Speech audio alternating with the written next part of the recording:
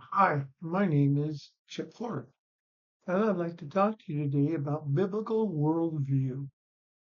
I was doing some Google researching lately because there's been a lot of people talking about biblical worldview, talking about Christian worldview, or just worldview in general. So I kind of wanted to get a definition. What is a worldview? What is a biblical worldview? And I came away understanding that everybody has a little bit of a different take on what it is. So I thought about it for a while, and I turned to Genesis 1 to 3. And I think in Genesis 1 to 3, I think a biblical worldview is clearly pointed out there. It goes like this: Genesis 1:1, God created. Genesis 1:26, God created man in His image. God's Through Genesis 1 to 3, God speaks and talks with man. God gives man a commandment: don't eat of that tree. Then man decides he wants to be his own God. He wants to be like God. So he rebels against God and eats of the fruit of that tree, which he was commanded not to.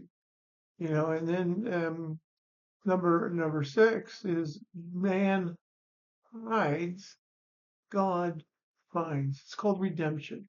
It's the story of the Bible from Genesis 3 on, is how God has brought the redemption into the world.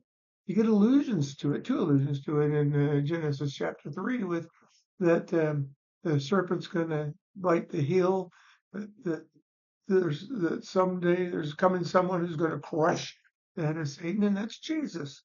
He says on Jesus, hey, Jesus, in the New Testament, that Jesus on the cross crushed, well, that's a crushed, but he said, bound Satan.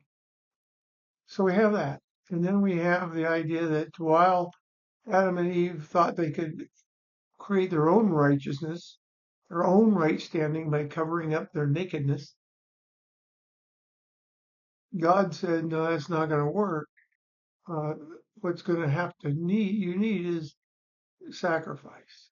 And so he clothes them with animal skin, depicting the coming of the future Messiah and his shed blood for us on the cross. Jesus' death, burial, and resurrection are our covering for our lostness, for our sin. And this is the story of a biblical worldview in Genesis. And it is my thought that wherever you read from Genesis 4 on, you have these categories that you can place is placed in your mind and in your heart, that you can see how God's working within these categories. God speaks. God commands. God, man still made in his image, but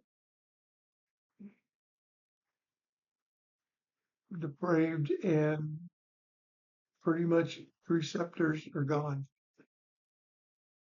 And the rest of the story is about that redemption, the redemption of Christ.